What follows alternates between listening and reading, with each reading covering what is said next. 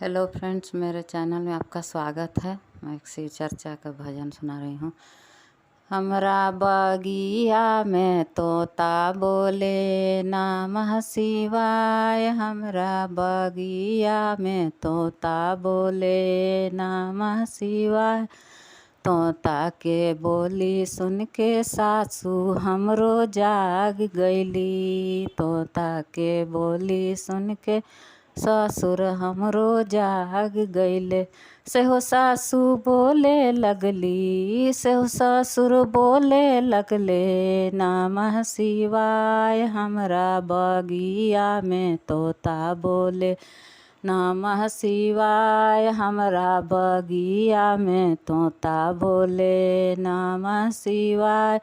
तोता के बोली सुन के भसुर हमरो जाग गईले। तोता के बोली सुन के गोतिन हमरो जाग गईली। सेहो भसुर बोले लगले, सेहो गोतिन बोले लगली नमः शिवाय। हमरा बगिया में तोता बोले नमः शिवाय। हमरा बगिया में तोता बोले नमः शिवाय।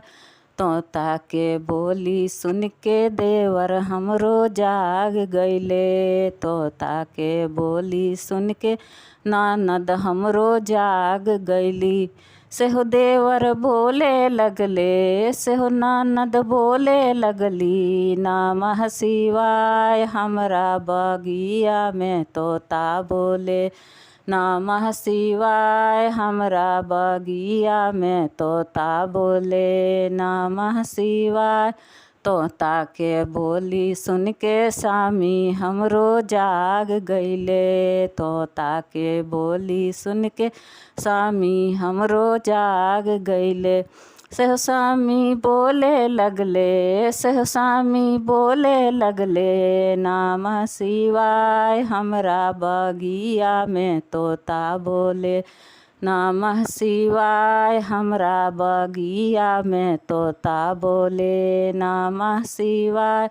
तोता के बोली सुन के शिष्या बहिना जाग गईली। तोता के बोली सुन के शिष्या बहिना जाग गईली। सेहो बहिना बोले लगली, सेहो बहिना बोले लगली नमः शिवाय। हमरा बगिया में तोता बोले नमः शिवाय। हमरा बगिया में तोता बोले नमः शिवाय।